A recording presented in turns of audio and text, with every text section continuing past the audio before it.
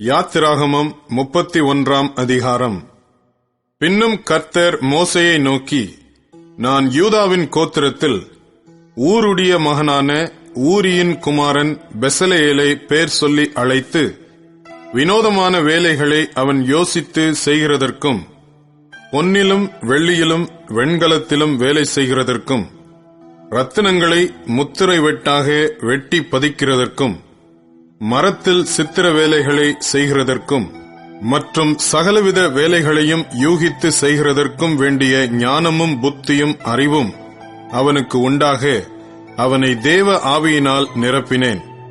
மேலும் தான் கோத்திரத்திலுள்ள அகிசாமாகின் குமாரனாகிய அகோலியாபையும் அவனோட துணையாக கூட்டினதுமன்றி, ஞான இருதயமுள்ள யாவருடைய இருதயத்திலும் ஞானத்தை அருளினேன். நான் உனக்கு கட்டளையிட்ட யாவையும் அவர்கள் செய்வார்கள்.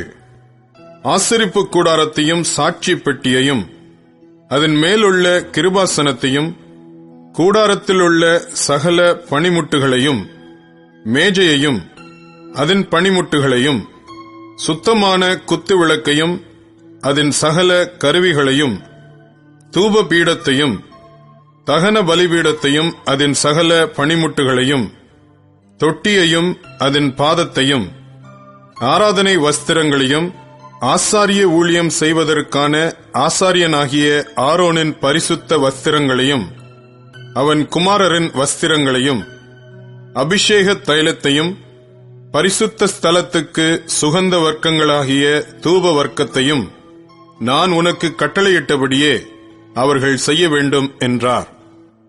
மேலும் கர்த்தர் மோசேயினிடத்தில், நீ இஸ்ரவேல் புத்திரரை நோக்கி, நீங்கள் என் ஓய்வு நாட்களை ஆசரிக்க வேண்டும்.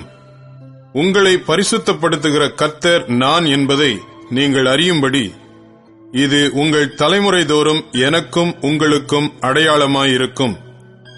ஆகையால் ஓய்வு நாளை ஆசரிப்பீர்களாக. அது உங்களுக்கு பரிசுத்தமானது. அதை பரிசுத்த குலைச்சலாக்குகிறவன் கொலையுண்கக் கடவன். அதிலே வேலை செய்கிற எந்த ஆத்துமாவும் தன் ஜனத்தின் நடுவில் இராதபடிக்கு அறுப்புண்டு போவான். 6 நாளும் வேலை செய்யலாம்.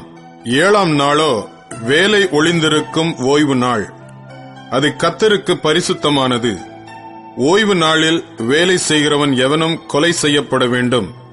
ஆகையால் இஸ்ரவேல் புத்திரர் தங்கள் தலைமுறை தோறும் ஓய்வு நாளை நித்திய உடன்படிக்கையாக ஆசரிக்கும்படி அதை கைக்கொள்ள கடவர்கள். அது என்றைக்கும் எனக்கும் இஸ்ரவேல் புத்திரருக்கும் அடையாளமாயிருக்கும். 6 நாளைக்குள்ளே கர்த்தர் வானத்தையும் பூமியையும் உண்டாக்கி 7ஆம் நாளிலே ஓய்ந்திருந்து பூரித்தார் என்றார்.